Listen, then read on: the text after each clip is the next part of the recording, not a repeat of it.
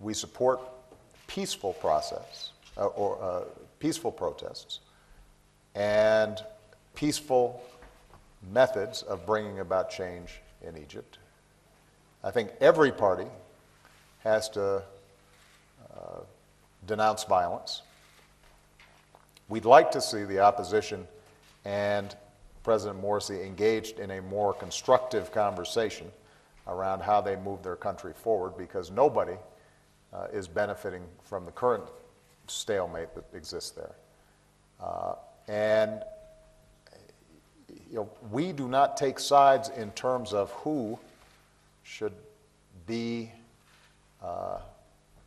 elected by the Egyptian people. We do take sides in terms of observing a process for democracy and rule of law, and that all the players there engage in the necessary tough compromises so that they can start focusing on the things that probably matter most to the ordinary Egyptian, which is jobs, energy costs, food costs, housing, schooling for their kids, creating economic opportunity.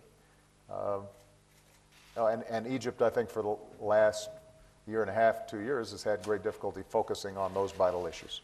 Top priority, making sure that our embassies and consulates are prepared for this wave of protests. Number two,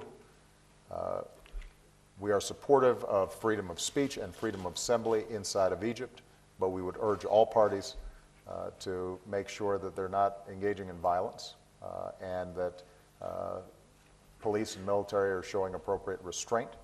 And number three, how do we make sure that we get this political process back on track? And that's a difficult and challenging situation. But Egypt is the largest country in the Arab world, and I think the entire region is concerned that if Egypt continues with this constant instability, that has adverse effects more broadly.